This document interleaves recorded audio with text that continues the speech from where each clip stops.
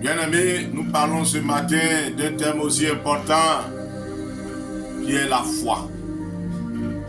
Nous allons lire dans Hébreux 11, verset 1, qui nous dit « Or, la foi est une ferme assurance des choses qu'on espère, une démonstration de celles qu'on ne voit pas.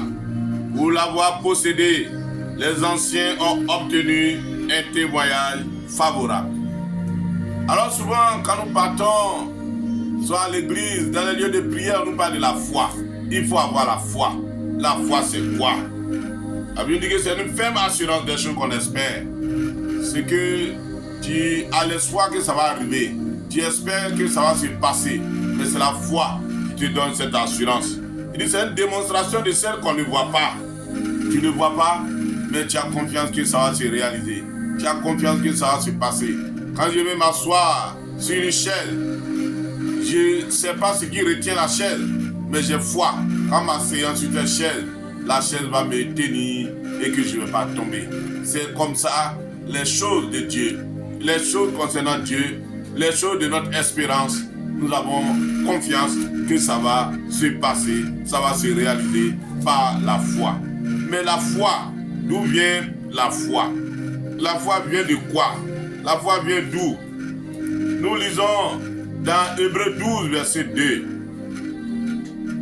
Ayant les regards sur Jésus, le chef et le consommateur de la foi, qui en vue de la joie qui lui était réservée, a souffert la croix, méprisé l'ignominie et s'est assis à la droite du trône de Dieu.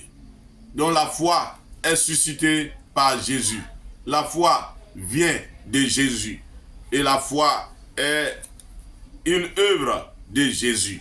Nous allons lire encore d'un passage plus spécifique dans Romains chapitre 10, verset 17 qui nous dit « Ainsi la foi vient de ce qu'on entend, et ce qu'on entend vient de la parole de Christ. » Donc la foi vient de Christ. La foi vient de la parole de Christ. La foi vient de notre Dieu. La foi est un élément essentiel de notre marche avec Dieu. Quand on vous cite les anciens, ce qu'ils ont fait, c'est par la foi qu'ils sont arrivés. Alors ce matin, nous voulons dire que la foi est ce que Jésus-Christ prend pour réaliser les miracles dans nos vies, les prodiges dans notre vie. Ils ont dit que c'est lui le consommateur de notre foi. C'est lui qui perfectionne notre foi. C'est lui qui utilise notre foi. C'est lui qui prend soin de notre foi. Alors, ayons foi et avançons dans notre marche avec Jésus.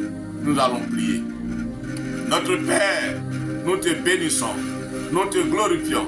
Nous te célébrons. Et nous voulons que tu nous donnes la foi. La foi par laquelle nous t'avons accepté. La foi pour laquelle nous te suivons. Et nous espérons toutes choses en toi.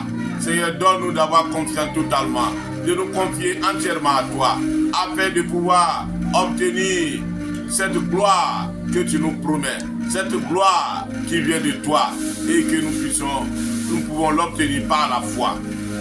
Dieu de gloire, permet que aucun doute, aucun mépris de ta parole ne vienne perturber notre foi, mais que nous puissions avoir une assurance, une conviction totale que ce que tu dis, tu vas réaliser. Au nom de Jésus. Amen.